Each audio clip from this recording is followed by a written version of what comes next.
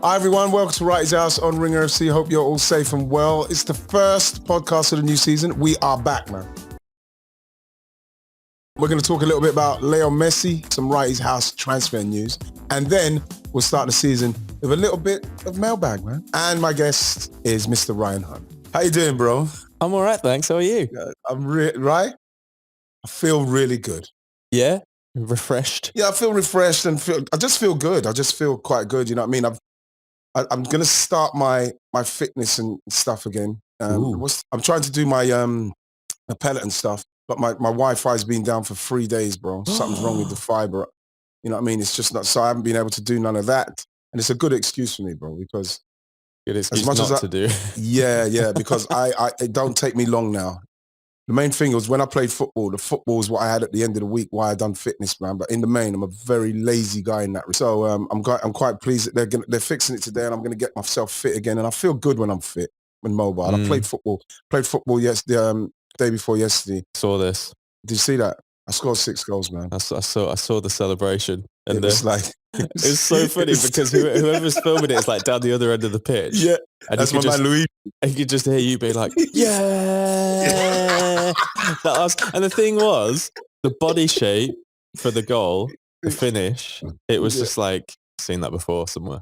You know something as well, right? I got so much from people saying, you can't stop on a penalty. So what are you talking about, man? It's a one-stepper. It was a one-stepper, but you know something? Either side, innit? There are no rules. I got to say, right, I can never, ever lose the feeling when you score. I'm so happy. In the main, you know, summer's been pretty cool. Summer's been all right, good. huh? I mean, to be honest, like I was going to say, because Musa and I, we're back now on the Ringer FC feed, back full service resumed. Yes. So usual schedule, Stadio Mondays and Thursdays, Wrighty House up Wednesdays, and various bonus pods through the season when anything massive happens. On that note, a lot of people were in our mentions the other day being like, Messi emergency pod. And you're going to do that, right? Well, we decided to not do an emergency pod specifically. I might as well talk about this now because it's so seismic that I think that, as we've already seen, like it's changing all the time. Yeah. So Musa and I are going to do the whole thing on Thursday. Perfect. We're just basically going to talk about Messi for, 40 minutes and probably touch on some of the stuff we've done with Barca before, because a lot of it is down to the stuff that we did last summer when Messi wanted to go. The sadness I find with the whole situation without knowing the real ramifications of what's gone on, because you're hearing people say things like, well, why don't he just play for free? He's got enough money. Why don't he just play for nothing? You know what I mean? And that's why I'm saying I'll wait for you and Musa. So as hopefully you can answer that question. Why he play? But the sad thing for me is everybody at some stage in their life, a lot of people in some stage in their life have had a situation, right, where everything's done, dusted, signed off. You're very happy. It's still done. And then you get the news that actually it's not all done and it's irreversible and that's all done. People have been in that situation. So I think that when I look at it from that point of view, I really feel quite sad for him, because I think that everybody can relate to what he's actually going through, because in the main, he doesn't really deep down his heart of hearts want to leave. But I think that he's got to a situation where he may have to. And so it's happened. He was happy to stay. He has to leave. And people have been in that situation in everyday life. I think it's kind of unprecedented to this level, though. I wrote a tweet about it the other day saying that the Bartomeu crew were so dreadful at running a football club that, you know, when they arrived, they had, in my opinion, the greatest club side ever. And a decade underneath them has led to some of the most catastrophic runnings of a football club that I've ever seen of that scale. And to the point where you have in my opinion, the greatest player of all time, right, unable to re-sign a contract due to the hangover of mismanagement of that football club. Moose and I will go into this a lot more detail, so I won't rehash it. But there are a lot of people who are saying like, well, this guy's taking so much money out of the club, but it's like that management team, right, has let Messi down. Well, the whole thing. I mean, you've seen it with like firing Zubizarreta after they won the treble, or just before they won the treble, and then that kind of like vindicating Bartomeu, or him taking that some kind of vindication. The whole thing, like we said, we could just rehash the podcast we did last year when Messi handed in the bureaucrat. But I think it's very different this year, and I think that because it happened so suddenly and blindsided a load of people, and Messi was under the impression that I think it was all good to go. It felt seismic in a way that I've not really seen a football story or a transfer or a departure seem that seismic before. And I think that's because of it's the whole thing. It's not just like, players have left clubs before. Yeah. Players have left Barcelona before. Managers have left Barcelona before, but there's something completely different. You're dealing with something that's such an anomaly here, or such a unique situation, that I think it takes a lot of unpacking. And I think we'll probably know more. Like we're saying, we're recording this Tuesday morning. Yeah. By Thursday morning when we do Stadio, we'll probably know a hell of a lot more about this. And I think that for us is one of the reasons why we didn't do an emergency pod straight away, because it could be out of date in an hour. See him in a Paris shirt is going to be strange. And I can't imagine what it's like for Barcelona fans. They might, it's like a death, if that's not being too dramatic. No, I mean, it is. So there are big questions to be asked at Barcelona. And there's also a lot of stuff that we'll cover in more detail, because I think a lot of it is tied up with that CVC deal for the La Liga TV rights and stuff like that, and the Laporta Perez Super League weird partnership thing that they still haven't backed down on. Save it, Rye. Save it, Rye. Yeah, I'll save it. Save it, Rye. Because I want to go deeper. But we've got some transfer news of our own, huh? Yes, we've got some new members. Mailbag Quadri. We've done some stuff before. Really, really intelligent young guy. 26, Chelsea fan, which is quite good, right? Because it's very Arsenal-centric. I can't lie. Stoppage Time podcast, Versus, head of the content at Versus.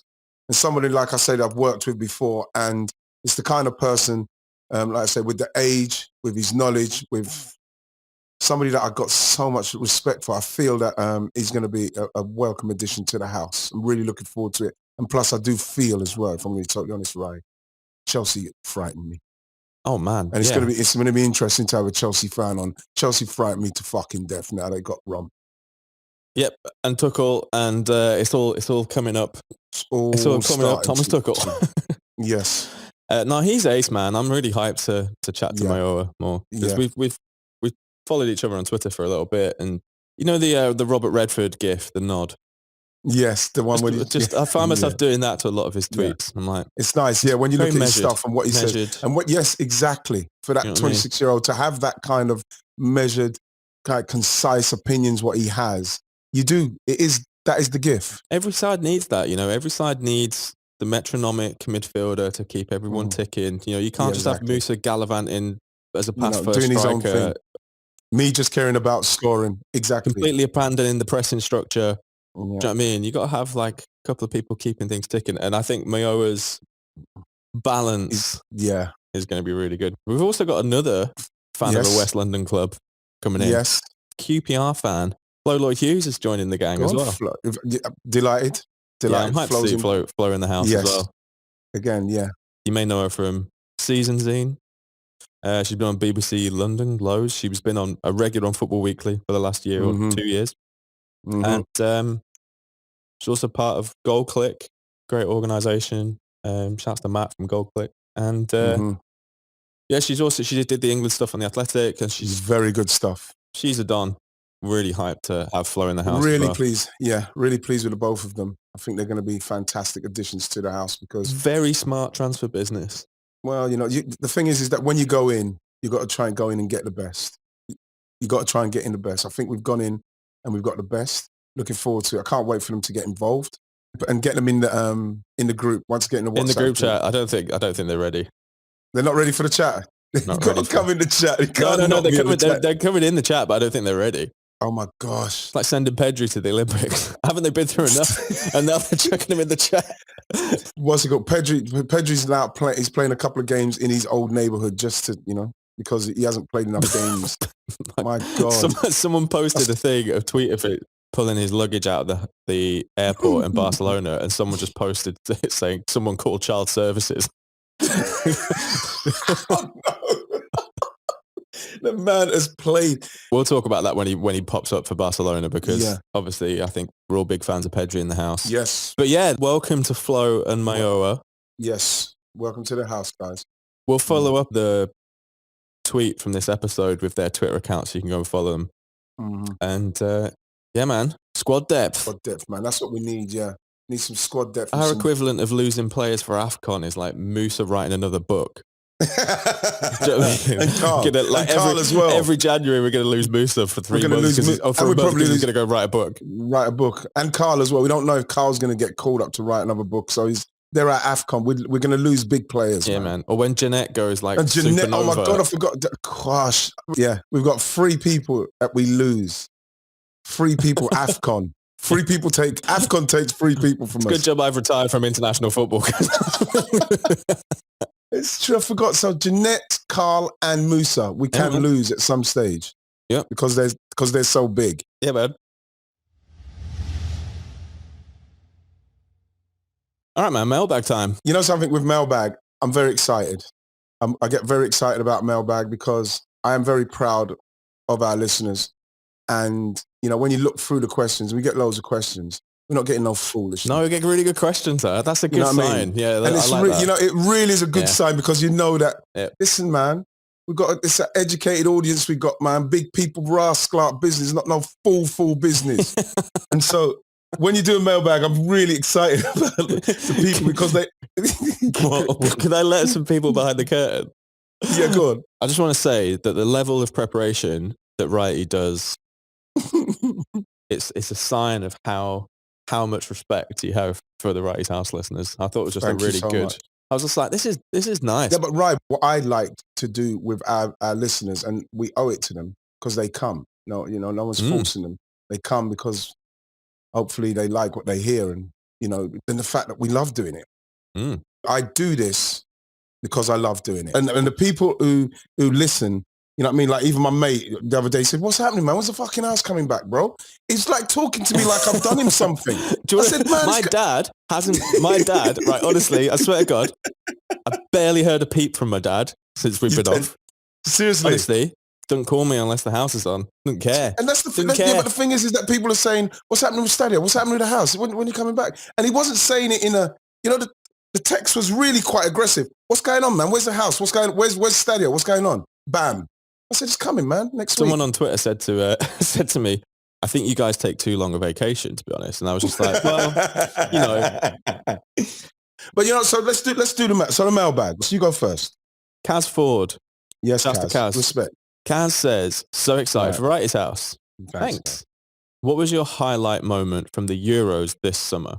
I think one of them was Raheem Sterling going in was under so much pressure. I was anxious and nervous, right? So, and let's face it, for me, he was probably our player of the tournament for England. And it was good to see, and I'm not taking it to that place where I'll say black this race, but it was good to see a black player actually in the England team, you know, helping drag us through. You know, it's never happened before. I've never seen it before, right? Not to that level. No. Not for that level, no. It's never happened. And I thought he done brilliantly in the way that the pressure he was under, to go in there, and he answered a lot of critics in that respect. I think Gareth has to get, for me, another highlight for me is Gareth's choices, team selections, right? And in the end, you know, everybody just having to just fucking settle themselves down, Kaz, because the man knows what he's doing. He's all over it. You know, the fact that we've come semi-final in the World Cup, final in the Euros, the man's earned the right to be able to pick what team he wants because he knows what he's doing. I thought that was really good to see. And one of my biggest highlights was watching Harry Maguire walk to the penalty spot. I've never been so fucking nervous in my life watching a penalty shootout, right? This English shootout. But like, honestly, I remember watching Tony Adams used to have to go up for us when we was in ours. And I just nerves because I know what Tony's going to do. He's going to blast it, right? But the fact is, watching Harry Maguire go up, I don't know what anybody else felt, but I felt a rigidness of a centre half. What's going on? Why is Harry? And I'm thinking, oh my God, this. And Harry Maguire has taken arguably the greatest penalty I've ever seen in a situation of that magnitude. It was tremendous. Dude, he took out a camera like Spider-Man took out one of them drones in Far From Home. It was amazing. It was amazing. And we were so close. I remember Ryan at the end, you know, when they came back to the studio when lost and Italy had done it, congratulations Italy and everything like that. But I was so tearful because when Saka missed and that, I was devastated, burst into tears. So when it came back, when Mark Pugac asked me, and he's asked me whatever he asked me, and I said, you know something, maybe I was flying too close to the sun. I just thought I wanted it so badly for that team, for that manager, for everything that was happening, for everything how we got there. Like I say, the semi-final and final. I was just my inside, Ryan, I was fucking in pieces, man. In pieces. But I'd say that those are the highlights. You know, I think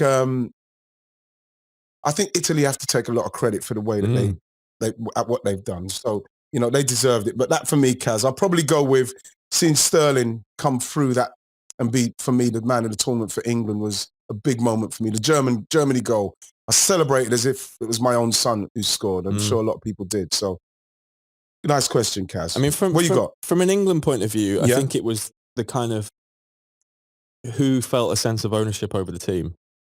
That was a really nice thing, I thought. I thought the way that this England team managed to get further than any other men's England team has since 1966. Yeah. Whilst also doubling down on basically making sure that this team was representative of everyone. I think that was a massively unbelievable, powerful, especially in the current times and what the UK, but England specifically, I think has been through over the last 5 years. Very proud of them. Yeah, that was it. I think a sense of pride. Yeah, there was. Just it standing for more. And the whole squad seeming to be, like, even down to little things like Jordan Henderson doing up Bukayo Saka's tie for him. It just felt like this really nice togetherness. Yeah, the England captain wearing a rainbow armband. Jordan Henderson coming on in the quarterfinal wearing rainbow laces. Rainbow laces, yeah. People, they're taking the knee throughout the whole tournament and, you know, causing politicians to U-turn on their support for this. Absolutely. You know? And the thing is, everyone's got receipts and people won't forget that, you know? So that for me, I think was a really nice moment. It just made me feel very proud. I think from outside of England, I think moments of the Euros were probably Denmark-Russia game. Yes, fucking hell. From a personal player performance kind of view, I think seeing Pedri but like looking like he belonged from the first kick of the ball against Sweden was amazing. I thought he was by far and away one of the best players of the tournament. Definitely was in my team in the tournament. Yeah, I loved it. I got one from Don't Get It Twisted. If there could be an all or nothing style series on the past football team, who would you choose and why? For me, right? Man United 1999, bro. I mean, that'd be like Apocalypse Now levels of intensity. Can you imagine, bro? It's that playing against those players and seeing them cut and then culminate into that team. And then obviously Alex Ferguson built another one and they went on and done more damage. But playing against that team all the way through, you couldn't help but admire and really think, oh, I wonder what it'd be like playing for that team. But 1999, Ryan, when they refused to lose, bro. They refused to lose because there was times in that 1999 season where we're not talking about an invincible season or a Manchester City season where they are absolutely amazing, a Chelsea season when they are like playing the most unbelievable football. You're thinking, my God, like Barcelona football, what we saw that Pep's Barcelona. They were just a team that whatever situation they found themselves in, they dealt with it. They refused to lose. And when you look at some of the games that they should have lost in that 99 season, for them to go on, you saw the Champions League as well, the Champions League final and everything what they've been, to be at the start of that season to the end of that season in an all or nothing, I think it would probably be one of the best anyone will ever see. You won't get anything better than that for me.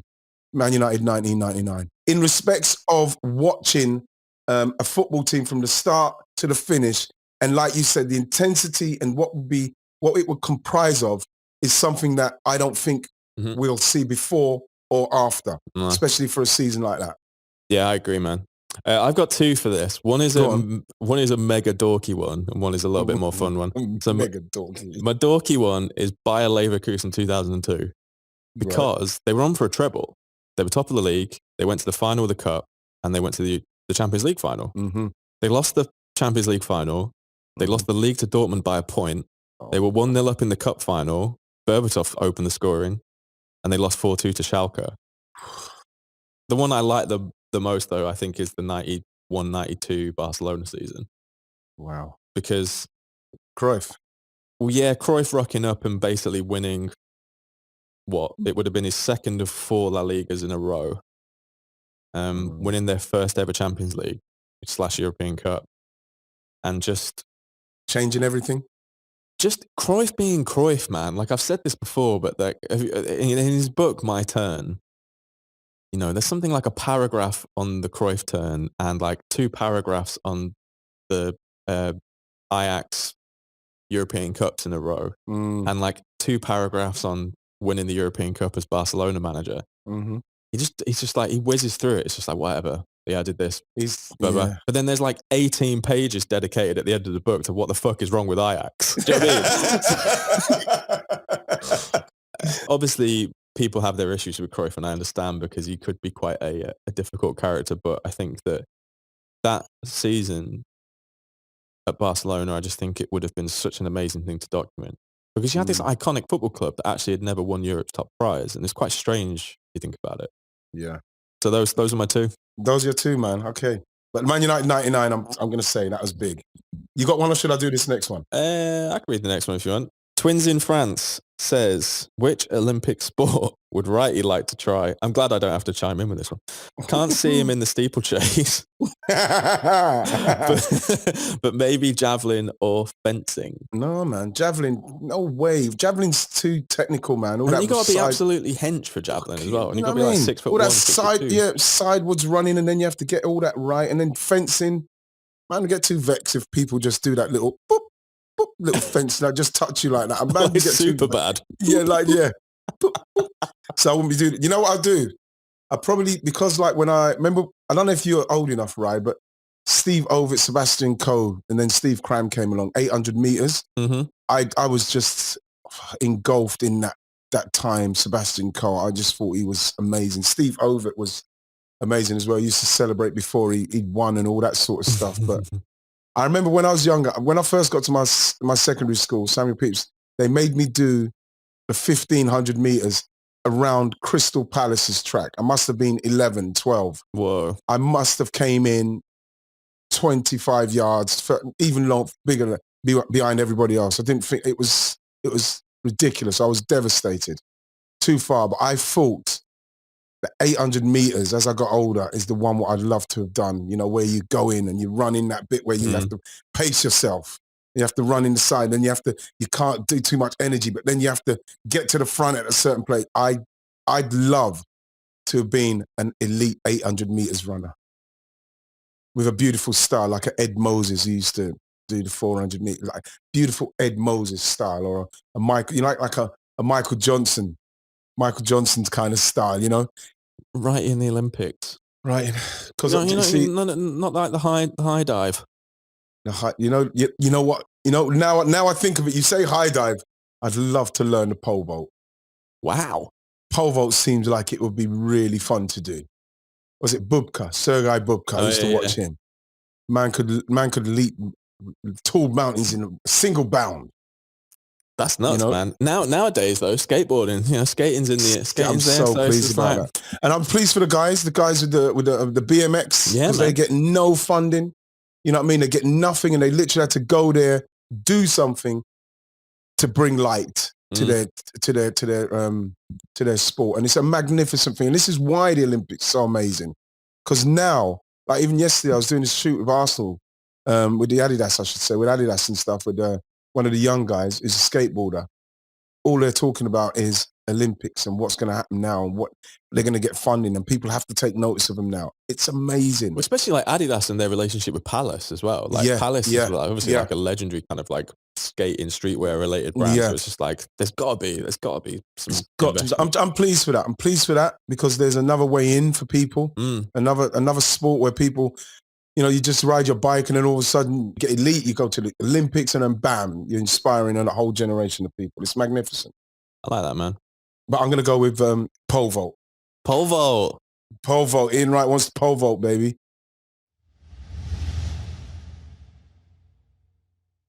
Okay, what we got here? Atnaf Aguirre, Arnulfo Aguirre. Do you think Oba will play better this season now that fans are back? And like you, Wrighty, when you played, both of you need fans because you both feed off of their energy. You get that? It's a tricky one with Oba. I think so. But I do feel that he does feed off of the fans, but can I go into an Oba bit? Can I just go into a bit of Oba stuff here? Yeah, of course, right, man. In the house, because the other day I watched all these goals from Dortmund. All of them. Good, right? Awesome. Unbelievable. And the technical players that he had, obviously Dembele, he had Gundogan, he had Mkhitaryan, he had a lot of creativity around him, right? But what I saw, which was blatantly obvious, and if anybody looks at them, they'll see, he's in the box all the time, in the center of the box, probably 99% of the time. And if he's coming from the left or the right, he's already in there, he's running onto it. Mm-hmm. He's got to be playing in the center, surrounded by players passing the ball to him. If you watch the way he plays, and the fans will say, oh, he doesn't do enough, What he done for Dortmund is exactly what we need him to do for Arsenal. He's not that link-up player. He's not that player. He's never been that player. For me, it's so obvious to see that when he doesn't do well is when the chances are not created. You're hoping that this season he could be in the middle and we can get the balls to him and he can get through and he can score. Because at the moment, he's getting chances where he's not getting many. So when he gets one, if he misses it, everyone says, oh, dude, here we go again. You know, since he signed the contract, all that bollocks. When the fact is, we're not using when you look at the history, one of our most potent goals to ratio players in the history of our club. Mm-hmm. I think it's tricky with Aubameyang. I think to the question, I think he will probably feed off the energy a little more. But I also think it's easy to forget that he's had quite a difficult year. He had the stuff with his mum. He got malaria. Yeah. And he was playing in an Arsenal side that, really wasn't creating a lot. And I think the thing about that Dortmund side, those 2 years when he got turbocharged was under Tuchel. Was also when Mkhitaryan kind of caught fire as well at Dortmund for the first year. If you look at what Arsenal have to offer in a full-strength setup, I don't think it's a million miles away. Or I think it's definitely on par with what Dortmund had during that. Doing the glass half full scenario, I think that what Mikel is trying to do at Arsenal is very similar to what Klopp was trying to do originally at Liverpool. And I think it's basically just trying to make you hard to beat before you go and really, really catch fire up front. Because Arsenal was so problematic defensively for a long time. It was almost like a centre-back's graveyard for a decade. Having confidence behind you allows you to be freer going forward. Now, I know I'm diverging a little bit off the Aubameyang thing, but do you think cool. Emil Smith-Rowe only really emerged as the player that we know? If someone said just over a year ago or before last season, in a year's time, Emil Smith-Rowe is going to take the number 10 shirt, you would have been like, what? You would.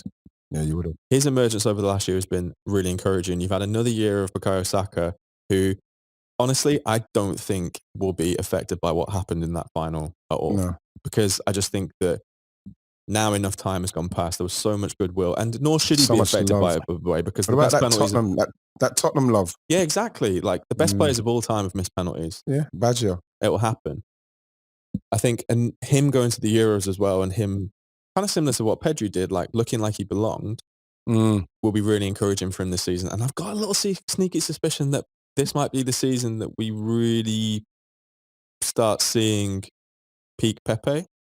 So I think if you have those three players behind, then you can afford to play Aubameyang centrally.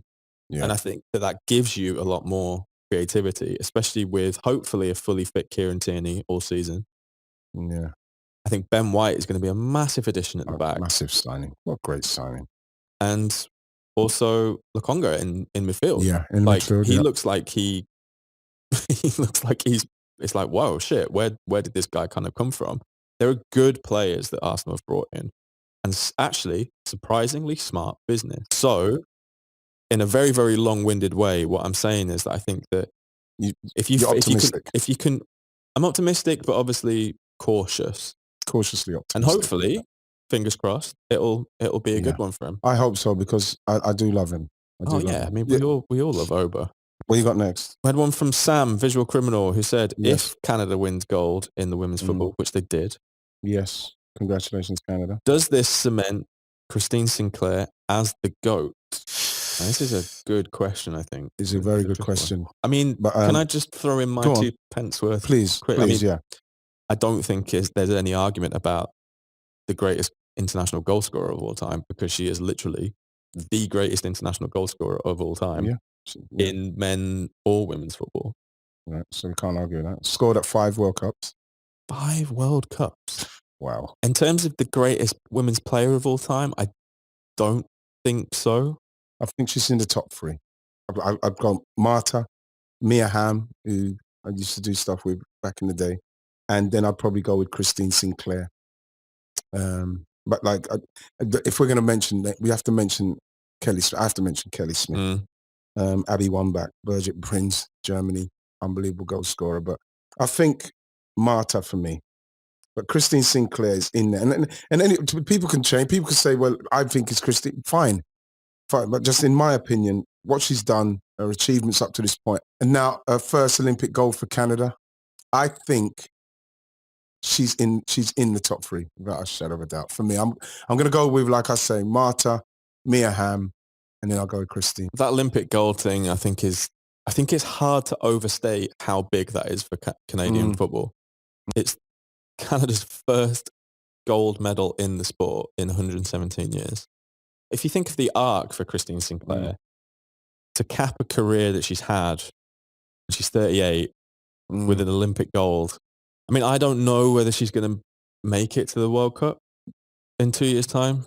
Who knows? But I don't think that her goal scoring will slow down. But she's playing a different role, what I saw. You know what I mean? She's got a lot of pace and a lot of like good young technical players around her. So you can see she's just like purely working on preserving and just keeping herself fit as she can. You know, who says she can't? She's got to get her flowers there. So Christine. Should we give flowers to Christine? First flowers of the season? Absolutely. Yeah, first flowers of the season, Christine Sinclair. Deserved first recipient of the flowers from Wrighty House. Yeah, for the 2021-2022 season. This is from sedentary_Gary. Hey, he's the honorary lifelong Stadio president. Is that right? Yeah.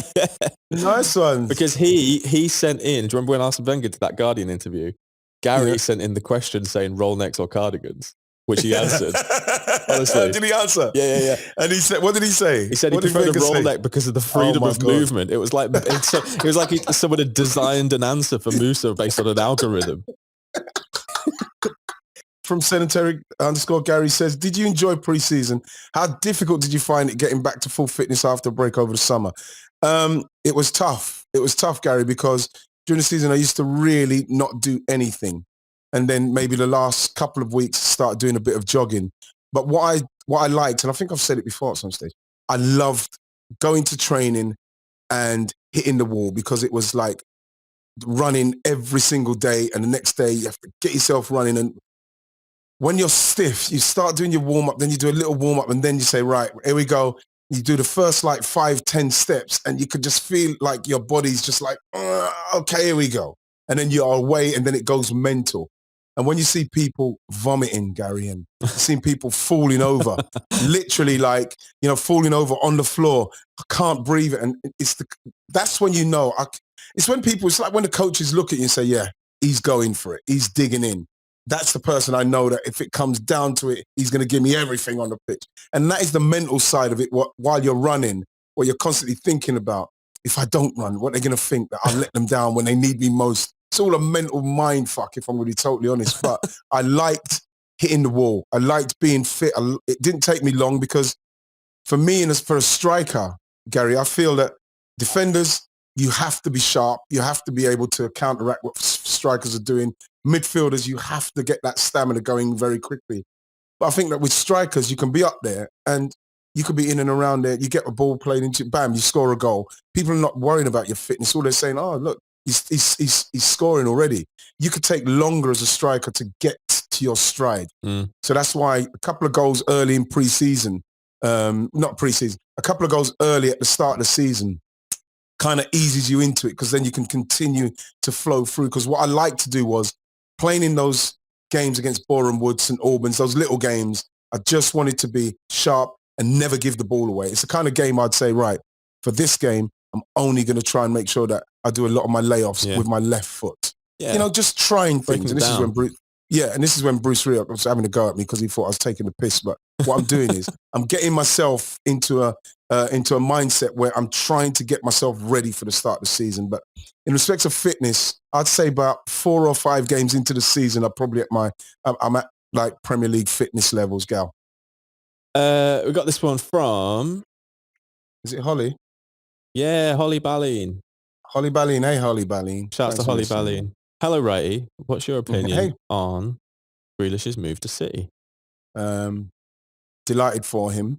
I think that the way it's been handled, Christian Perslow, the way he's dealt with it, the way Villa fans have accepted it, and what's Jack's done to get to this point and get to this place. Because he, like when I left Palace, I just wanted to go to a place now where I could win stuff. I wanted to elevate myself to that level where I can challenge for the Premier League, play in Europe and do all that sort of stuff. And he's done the same, but he's done it properly. You know, I remember when they first went down, there was massive talk about Tottenham. Oh, yeah, remember the talk about Tottenham? And then I remember they came back, and then when they played against Tottenham, they beat him. I think they beat him 3-1, and he was magnificent in that season. And obviously that season, they nearly went down. They stayed up by the skin of their teeth. And what he done, which was magnanimous of him, and you have to say that him and his representatives have handled it brilliantly. They signed a new deal, and that enabled Villa to then ask for £100 million. And the thing is that they've put £100 million because they thought, well, no one's going to pay that.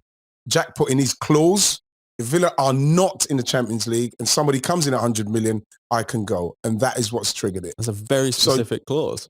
Absolutely. And that's what you need. If at that level, that's what you need. And, you know, I mean, I've gone a long way around saying it, Holly, but I think that he's got the move that he wants. I think that he's more than good enough to be there in respects of what he brings. He brings a different kind of attacking play to City, running with the ball through these low block, like 2 banks of 4, running at people, committing people, getting people to have to come out and engage you will just make space for other people.